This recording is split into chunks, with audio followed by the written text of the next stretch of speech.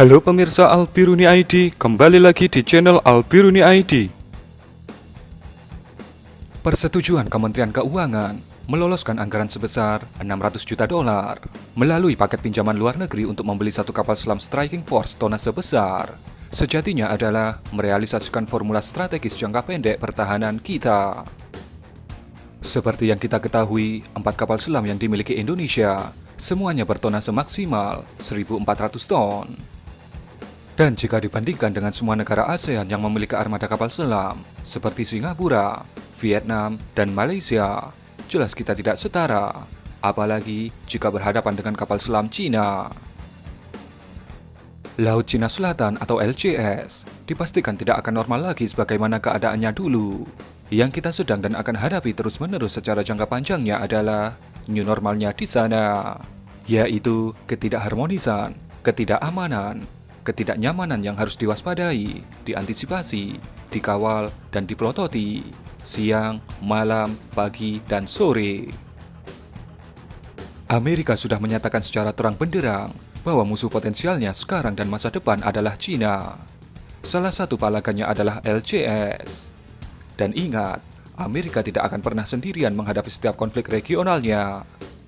Untuk menghadapi Cina di LCS, dia membawa rombongan besar dan tangguh, seperti Inggris, Perancis, Jerman, Australia, Jepang, dan Kanada.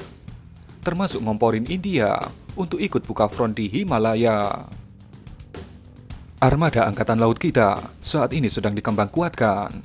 Tercatat yang sudah mengemuka adalah pengadaan 2 kapal perang Ivor Class, 6 kapal perang Frame Class, dan 2 kapal perang Maestrale Class. Sejalan dengan itu, armada bawah air kita secepatnya juga harus ditambah. Luasnya perairan dan kemampuan deteren kapal selam kita, mau tidak mau, harus diperkuat dengan kualitas gempur senyap. Jangan sampai terjadi begini, sudah tidak punya kemampuan striking force yang setara, berisik pula kehadirannya. Salah satu kekuatan dan kehebatan teknologi kapal selam adalah kemampuan senyap dan silumannya. Kita menyambut gembira upaya Kementerian Pertahanan untuk memperkuat armada kapal selam, termasuk program percepatannya.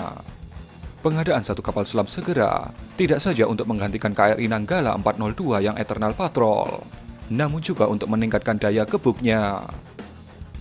Armada kapal selam adalah bagian dari sistem senjata armada terpadu atau SAT-TNI AL dan sangat menentukan perannya dalam manajemen dan teknologi pertempuran modern. Kita membutuhkan secepatnya, maka prediksi yang diambil adalah kapal selam bekas negara lain yang masih beroperasi dan tidak ketinggalan teknologi. Membangun kapal selam baru, mulai dari proses pengadaan sampai barang dikirim, butuh waktu sekitar 5-6 tahun. Padahal kita sangat butuh herder bawah laut untuk Natuna.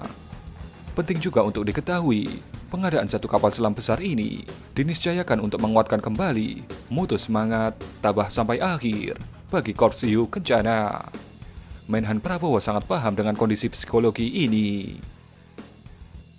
Mengayuh di tengah pandemi adalah perjalanan berat yang harus dilalui. Kita sangat meyakini perjalanan wabah ini harus dihadapi dengan tabah sampai akhir.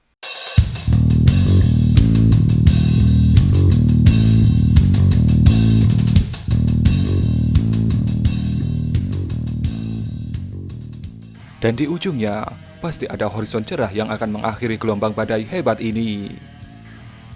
Dan seberat apapun perjalanan saat ini, kita tidak boleh lengah dengan badai yang juga sudah jelas tampak, mulai beriak, potensi konflik skala besar di kawasan Natuna.